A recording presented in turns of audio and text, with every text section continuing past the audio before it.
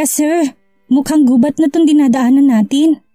Reklamo ni Veronica habang hinihimay ang mga kahoy na sagabal sa kanilang dinadaanan. Pasensya ka na, matagal na kasi akong hindi nagawi dito. Medyo naliligaw na ako pag-amin ito. Po? Naku sir, wag naman kayo magbiro ng ganyan. May anak pa ako naghihintay sa bahay. Hindi pwedeng hindi ako makauwi mamaya. Parang iiyak niyang wika. Binalingan siya ni Leonard. Tawagan mo na lang ang nagbabantay sa kanya na hindi ka makakauwi. Alanganin na sa oras, dumidilim na. Saka palang napansin ni Veronica ang kalangitan. Tiningnan niya ang oras, 3:00 pa lang naman ah. Bakit ang dilim na? Mukhang uulan. Kakasabi lang ni Leonard nang biglang bumuhos ang ulan. Shit! Hinubad nitong suot na black coat at tinakpan ang ulo ni Veronica. Sir, paano po kayo? Tanong ni Veronica habang hawak ang coat ng boss niya na ginawa niyang pamayong. Kukuha lang ako ng dahon ng saging. Mabilis nitong kinuha ang pocket knife na kinuha nito mula sa loob ng safety box ng kotse kanina. 2 malalapad na dahon ng saging ang kinuha nito. Ibinigay nito ang isa sa kanya. Hello? Sir, saan po kayo ngayon? Naremedyohan ko na pong sasakyan. Bungad ni Mang Samuel nang sagutin na ni Leonard ang tawag. Ganun ba? Okay sige, daanan mo na lang kami. Maghihintay kami sa gilid ng kalsada. Pinatay ni Leonard ang tawag. Hinawakan niyang kamay ni Veronica. Binaybay nilang maliit na daanan papuntang labas ng gubat. Hintayin na lang natin na dumaan si Mang Samuel dito. Wika ni Leonard. Parang yakap na niya si Veronica habang nakagapos ang katawan nito sa mga bisig niya. Takot siya na baka magkasakit ang babae kapag nababad ito sa ulan. Sir, okay lang ako. Bahagyang kumalas si Veronica sa pagkakayakap ni Leonard. Hindi naman tumutol ang boss niya. Nagpasalamat na lang siya at dumating na si Mang Samuel. Medyo naiilang na kasi siya sa sitwasyon nilang dalawa. Mabilis silang pumasok sa loob ng sasakyan. Nakita niya itong naghubad ng damit. Agad siyang umiwas ng tingin at nilipat ang atensyon sa labas ng bintana. Bumaba ang tingin niya nang maramdamang may pinatong ito sa kanyang hita. Kinuha niyang puting t-shirt na nilagay nito. Binalingan niya si Leonard nang may pagtataka. Palitan mong damit mo, baka ginawin ka. Mayroon pa tayong 1 oras na biyahe bago makarating sa San Sebastian. Paliwanag nito. Saka pa lang niya nakitang nakabihis na pala ito. Kahit hindi niya sabihin, humanga siya sa kagandahan ng katawan ni Leonard. Halatang alaga ito sa gym. Tama lang ang laki ng mga muscles nito para masabi mong macho. Mas malaki lang ng kaunti ang katawan ni Marlo dahil subok ang katawan nito sa maraming training ng Raya Knights. Magbihis ka na. Ha? Dito? Umikot ang paningin niya sa loob ng sasakyan. Naghahanap kung saan siya pwedeng kumubli upang magbihis. Kinuha ni Leonard ang basang coat niya at yun ang ginawang panakip habang nagbibihis siya. Ikaw, ayaw mong tumalikod? Tanong ni Veronica. Napalunok ng laway si Leonard. Hindi na siya sumagot pa. Habang hawak ang itim na coat, panakip kay Veronica. Nakatingin naman ang mga mata niya sa kabila. Si Mang Samuel naman ang nakatalikod lang at nakasentro ang tingin sa dinadaanan ng kotse. Nagmamadaling naghubad si Veronica at sinuot ang puting t-shirt na extra ni Leonard.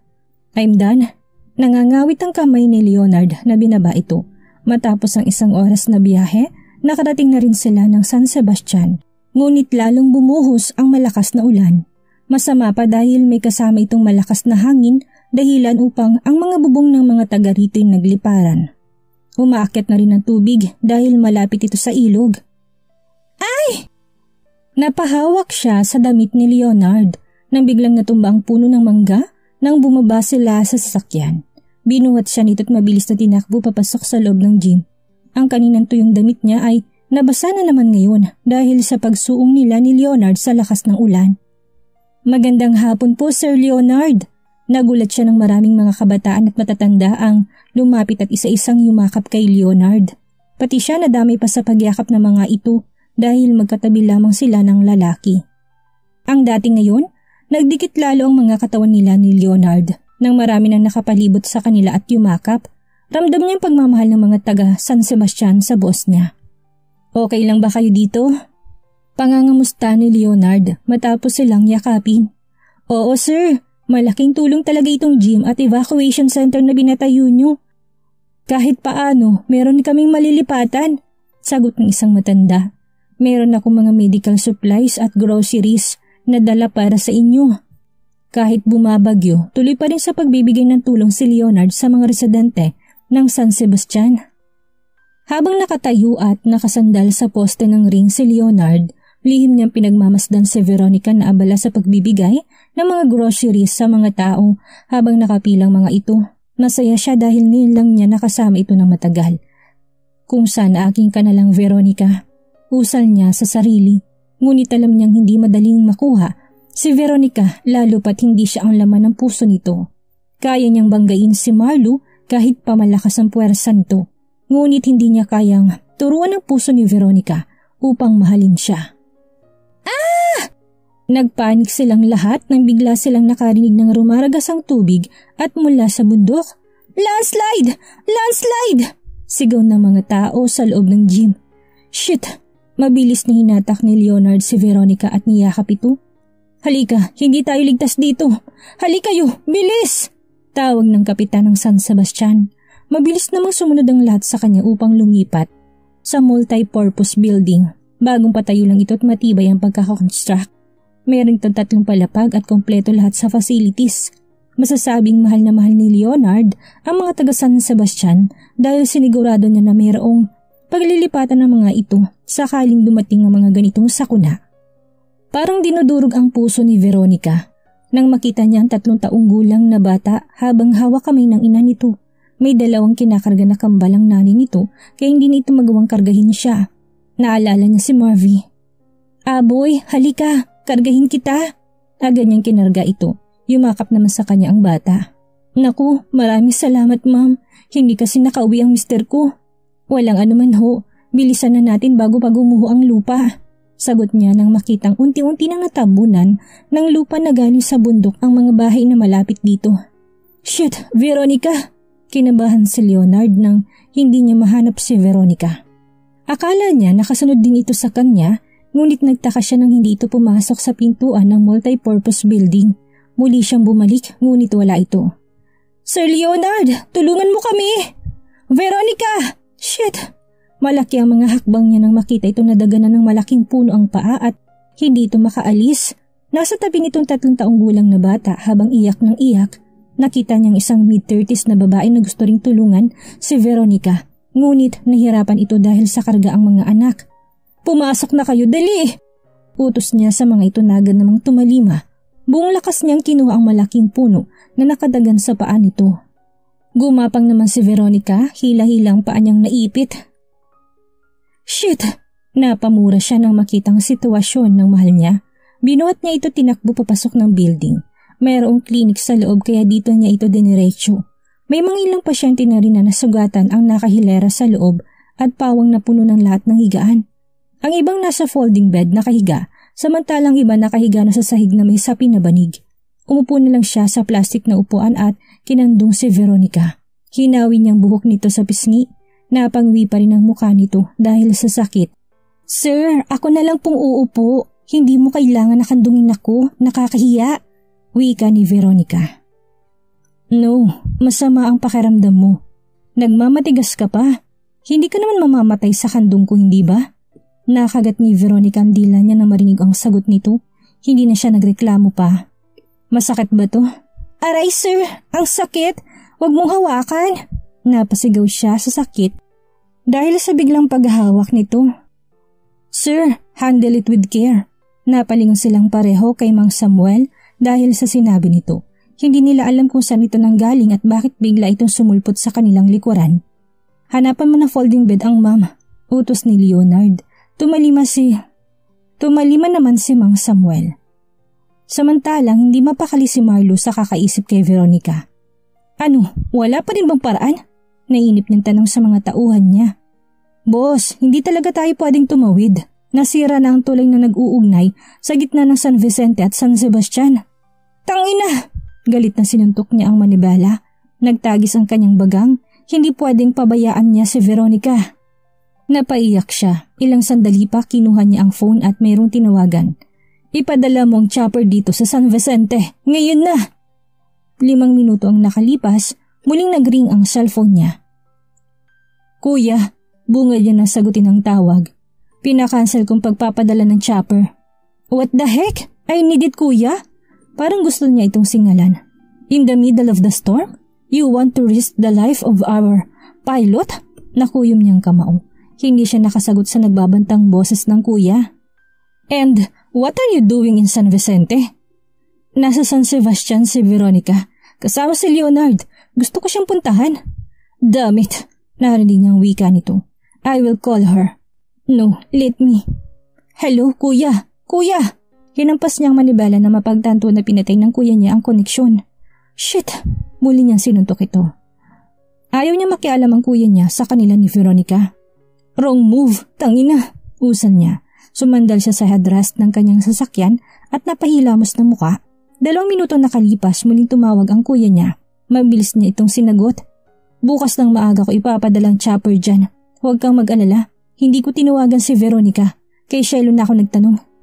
Kasalukuyan si Veronica ang nakahiga sa loob ng klinik na sugatan ng paa niya dahil nadaganan ng malaking kahoy habang nililigtas niya ang bata. What? Sinasabi ko na kuya. Kailangan ako ni Veronica. Maghintay ka. Hindi ko pwedeng paalisin ang piloto ng ganito kasama ang panahon. Hindi mo ba nakita na zero visibility na ang lugar mo dyan? Kasalanan mo rin yan dahil hindi mo alam kung paano dalhin ang relasyon yung dalawa. Lalaki ka. Kung mahal mo siya, dapat hindi ka gumawa ng bagay na lalong ikakasira niyong dalawa. Kung hindi ka pa tumigil sa mga babae mo, mas mabuti pang pakawalan mo na lang si Veronica, tol. Huwag mo nang guluhin ang buhay niya. Hayaan mo lang siya kay Leonard. Napaiyak si Marlo sa mahabang sermon ng kuya niya. Tang na kuya, ang sakit mo namang magsalita. Imbes na tulungan mo kung mabawi si Veronica, mas lalo mo pa siyang nilalayo sa akin. Tangina, kung kailangan masaktan kita upang mamulat ka sa katotohanan, gagawin ko bro. Lahat ng totoo, masakit. Ayusin mo buhay mo, may anak ka na. Hinayaan kita dahil akala ko handa ka na mag-asawa. Dapat alam mo na kung paano dalhin ng maayos ang pamilya mo. Bro, hindi ka dapat mag-focus sa mga pagkakamali ni Veronica dahil tapos na yun. Dapat pinag-uusapan yung dalawang problema. Hindi yung gagawa ka pa ng isa pang problema dahil lang sana saktan ka at gusto mo ring iparamdam yun sa kanya. Hindi ganun bro. Hindi pa nga kayo mag-asawa, nagkakaganyan na kayo. Nagsisimula pa lang kayo. At hindi nyo alam kung anong malaking problema ang naghihintay sa inyong dalawa. Kung sa maliit pa lang na problema naging marupok na kayo, paano pa kapag dumating ang malaking dilubyo sa pagsasama nyo? Be matured, act like a good father and a loving husband. Naihilamos ni Marlo ang luha niya matapos patayin ng kuya niya ang kanilang koneksyon. May point naman ang lahat ng sinabi ng kuya niya. Kaya nga gusto na niyang ayusin ngayon ang pamilya niya eh. Nasa gitna siya ngayon ng madilim na daan at tanging ilaw ng sasakyan lamang ang nagsisilbing liwanag niya. Tulad sa gulo ng buhay niya ngayon, hindi niya alam kung paano pa niya aayusin ang relasyon nila ni Veronica. Wala siyang magawa ngayon kung hindi ang maghintay kung kailan ipapadala ng kuya niya ang chopper. Nasira ang tulay at ang chopper na lang ang pwede niyang gamitin. Kinabukasan, nagising si Marlo sa loob ng kanyang sasakyan dahil sa ingay ng chopper na papalapit sa kanilang kinaroroonan. Humupa na rin ang ulan, patunay na umalis ng bagyo. Narinig niya ang magkakasunod na katok sa window glass ng kanyang sasakyan. Si Romeo ang kumakatok. Binaba niyang window glass upang maging malinaw sa kanya ang sasabihin nito. Boss, 5 chopper ang pinadala ni Master Caleb. Ilipat mo mga tauhan sa chopper. Sagot niya't bumaba na rin ng kotse. Utusan mong isa sa kanila, dadalhin pabalik ang kotse. Sige boss. Matapos magbigay ng instruction ni Romeo, sumunod din kaagad siya sa kanyang boss sa loob ng chopper. Kasalukuyang abala sa Leonard sa pag-asikaso ng mga residente ng San Sebastian nang biglang dumating ang 5 chopper. Napaawang ang labi ng lahat sa pag-aakalang isa na naman ito sa mga tulong ni Leonard sa kanila. Ngunit hindi inaasahan ni Leonard na masundan siya ng kanyang malupit na karibal. Malayo pa lang, nakita na niya simbolo ng Whitman na nakaukit sa mga chopper. Tangina Marlo, mura niya at mabilis na pinuntahan si Veronica sa loob ng klinik. Teka sir, aray! Napangiwi si Veronica nang umapak siya sa sahig. Masakit pa rin ang paa niya. Sorry, dadalhin na lang kita sa ospital upang magamot yung paa mo. Akmang bubuhatin siya ni Leonard nang marinig ang boses ng isang lalaki. Hindi na kailangan, ako na magdadala sa kanya. Agaw ni Marlo sa sinabi ni Leonard. Marlo, anong ginagawa mo dito? Takang tanong ni Veronica nang balingan niya ito. Nandito ako para sunduin ka. Lumapit ito sa kanya habang namumungay ang mga mata. Hindi mo siya pwedeng dalhin, responsibilidad ko siya. Mahina ngunit madiin na wika ni Leonard. Ramdam ni Veronica ang nagiinit na dugo ng dalawa dahil sa klase ng titigan ng mga ito sa isa't isa. Pumagit na siya at binalingan si Marlo. Marlo, please, nandito ako para magtrabaho. Umuwi ka na. Nakikiusap si Veronica. No, hindi ako uuwi hanggat hindi kita kasama. Halika na, hinahanap ka na ng anak natin. Sinadya nitong iparinig kay Leonard na may anak na sila ni Veronica. Ako ang nagdala sa kanya dito, kaya ako din na magdadala sa kanya pa uwi. Pak! Nagulat si Leonard na suntukin siya ni Marlo. Mabuti na lang agad siyang nakahawak sa wall kaya hindi siya natumba. Pinahiran niyang labi niyang pumutok. Nalasahan pa niyang dugo na nagmula dito. Sinabi ko na sa iyo, Brad. Pag-aari ko si Veronica. Kaya wag kang... Pak!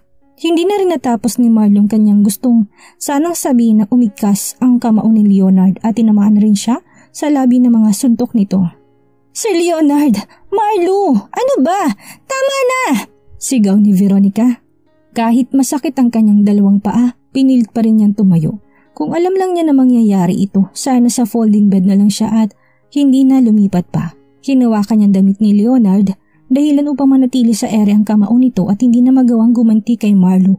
Niyakap niya si Veronica. Veronica, please, huwag kang sumama sa kanya. Umiiyak nitong pagsusumamo. Dahil sa selos, hinatak ni Marlo si Veronica palayo kay Leonard. Ah! Aray! Tangina mo! Nasaktan si Veronica! Galit na sigaw ni Leonard. Veronica, sorry. Sumama ka na sa akin. Mahinang wika ni Marlo. Tinabig ni Veronica ang kamay nito. Marlo, kung nandito ka lang upang manggulo, umuwi ka na. Sininghalan niya ito. Nalalabo ng kanyang mga mata. Pakiramdam niya ngayon, isa siyang laruan na pinag-aagawan ng dalawang bata. Veronica, hindi ako pumunta rito upang manggulo. Gusto ko lang sumama ka sa akin pa uwi. Marlo, ano bang issue mo? Kung hindi ako sasama pa uwi, ayaw mo bang patahimikin ang buhay ko? Hindi pa ba malinaw sa'yo na pinapalaya na kita? Puno ng hinanakit at galit ang mga salitang binitawan ni Veronica. Ngunit tinanggap ni Marlo masakit na salitang yun. Bahagya siyang tumango. Para sa'yo, oo. Mukhang malaya ka na, ngunit para sa akin hindi pa. Dahil kahit saan man ako pumunta, mukha mong nakikita ko. Kahit sa pagtulog ko, ikaw ang laman ng isip ko. Huwag mo nang ituloy. Dahil puro kasinungalingan lang ang lahat ng yan. Kung totoong ako lang nakikita mo, bakit mo nagawang saktan ako? Wala na tayong dapat pang pag-usapan. Veronica, marami pa tayong dapat pag-usapan. Kaya ako nandito. Veronica, ayusin natin to, please. Hilam na rin sa luha ang mga mata ni Marlo. Binalingan niya si Leonard. Gusto mo bang bumalik sa kanya? Tinuro niya to. Anong ibig mo sabihin? Takang tanong ni Veronica. Sumasama ka sa kanya ngunit hindi mo siya kilala. Marlo, bakit mo ba ginawang isyong pagsama ko kay Sir Leonard?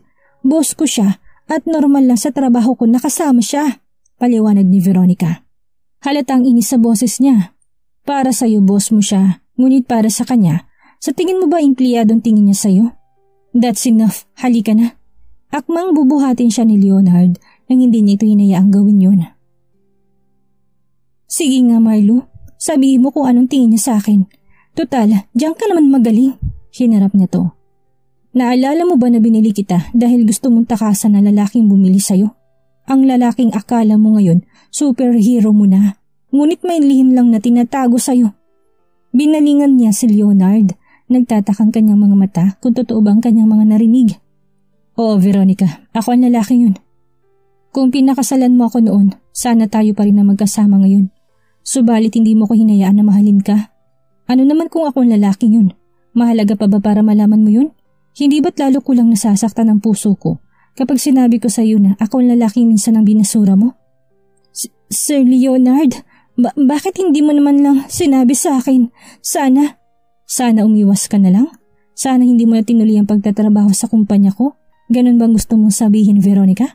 Paglilinaw ni Leonard sa sinabi nito. Nakaramdam bigla ng pananakit ng dibdib si Veronica. Hindi kayang i-absorb ng sarili niyang lahat ng kanyang narinig. Bakit ba ang malas-malas niya sa buhay? Pakiramdam niya na buhay lang siya sa mundo upang paglaruan ng tadhana. Gusto niyang tumakas sa dalawang lalaking ito at hindi na magpakita pa. Ngunit bago pa man niya magawa iyon, nawala na siya ng malay.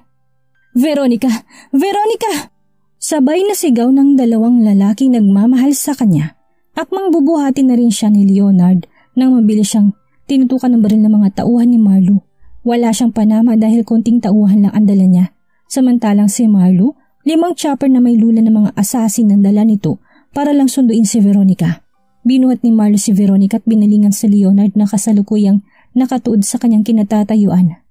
Pasensya ka na bro, hindi ko pwede sukatin kung gaano mo kamahal si Veronica.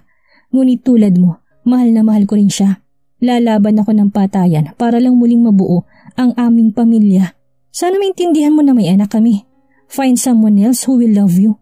Veronica is mine. At hindi ako papayag na kunin mo pa siya sa akin. Agad na niya itong tinalikuran. Nakuyom ni Leonard ang kamao. Nanilisik ang kanyang mga mata habang nakatingin sa papalayong si Marlo. Saka pa lang niya pinakawalan ang mga luha niya nang makitang unti-unti nang lumipad ang 5 chopper sa kawalan. Sabihin mo lang Veronica na kailangan mo ko. Babawiin kita. Kahit hindi mo nasabihin na mahal mo ko, sabihin mo lang na kailangan mo ko. Usal niya sa sarili habang patuloy sa pagpahid ng kanyang mga luha. Nagulat siya nang niyakap siya ng mga taga San Sebastian upang iparamdam na hindi siya nag-iisa. Si Mang Samuel napaiyak na rin sa sobrang awa niya sa kanyang boss. Malupit palang kalaban mo sa pag-ibig boss, kawawa ka naman. Usal nito habang nakatingin sa kanyang boss. Habang nasa biyahe, panay ang haplos ni Marlo ng mukha ni Veronica. Sorry mahal, kung kailangan pang umabot tayo sa ganito, I hope you will forgive me. Boss, ang kuya Caleb mo. Binigay ni Romeo ang telepono. Mabilis na nagpahid si Marlo ng mga luha niya. Ngayong nakuha mo na si Veronica, anong plano mo? Kuya, hindi ko pa alam. Natatakot ako na gawin ang nasa utak ko. Baka lalong magalit si Veronica. Pag-amin niya. Ano bang nasa utak mo? Pangungulit nito. Gusto ko sanang magpakalayo-layo muna kami ni Veronica kasama anak namin. Kaya lang baka magalit siya. Do it. Kuya, paglilinaw niya. I said do it. Subukan mong dalhin siya sa islang malayo sa lahat. Malayo sa gulot makapag-iisip kayo ng maayos. Makapag-usap kung ano ba talagang problema niyo sa isa't isa. Remember, speak through your heart at hindi yung galit ang paiiralin niyo. Kung magalit siya sa'yo, sabihan ka niya ng masasakit na salita. Let her do that. Hindi mo ikakamatay yan. Ang mahalaga, hinayaan mo siyang ipalabas niya lahat ng galit niya sa'yo. Kapag handa na siya makinig sa lahat ng paliwanag mo, saka ka magsalita. Parang ganito lang yan eh. Kung nag-aapoy na siya sa galit, kailangan mo maging tubig para humupa ang galit niya. Huwag mo siyang labanan sa nag-aapoy mo ring galit. Ikaw, kilala kita eh. Kapag ginusto mo, walang nakakapigil sa'yo. Madalas, laging mainit ang ulo mo. Daig mo pang nagme-menopause. Si Veronica, simula na makilala ko siya, alam ko na kaagad ang gusto niya. Wala siyang pamilyang nagmamahal sa kanya, kaya ganyan siya. Parang may trust issue sa buhay. Kailangan mo siyang intindihin. Napuno na naman ang tinga niya ng sermon nito. Ngunit, tulad ng sinabi nito, kailangan lang niyang makinig. Salamat kuya. Ang yate pala. Anong yate? Hindi ba bumili ka nun? Hindi ako bumili kuya. Naalala mo bang may nabawas sa account mo? Paliwanag niya. Malay ko dahil ang tagal na nun. Kuya, kailangan ko ng yate. Nakiusap ito. Shit, gusto kong magsising tumawag pa ako. Nakamot niya ang ulo. Advance gift mo na lang sa amin ni Veronica para sa kasal namin. Tangina, hindi mo pa nga alam kung may pag-asa ka sa kanya eh. Humihingi ka na ng advance? Sige na, ipapahanda ko ng yate. Ayusin mo ah. Babawiin kong yate kapag sa loob ng 1 buwan, hindi pa rin kayo nagkaayos. Shit, kuya, bakit 1 buwan lang? Alam mo naman ang problema namin, hindi ba? Reklamo niya. Problema mo na yun at hindi sa akin. Sige na, magpapacheck up pa kami sa OB ng asawa ko. Alam mo na, buntis na naman. Kulang pa kasi kina mami ang mga kambal, kaya dinagdagan namin. Oo na, ikaw nang dakilang nagmana kay daddy. Sa daming magpaanak. Nakamot ni Marlong pa nga sa pagkayamot. Tinawanan lang siya nito bago patayin ang koneksyon. Ano kayang gagawin ni Leonard ngayong nabawi sa kanya ni Marlo si Veronica? Anong balitang matatanggap ni Veronica dahilan para dalawin siya ng takot? Yan ang ating aalamin sa susunod nating kabanata.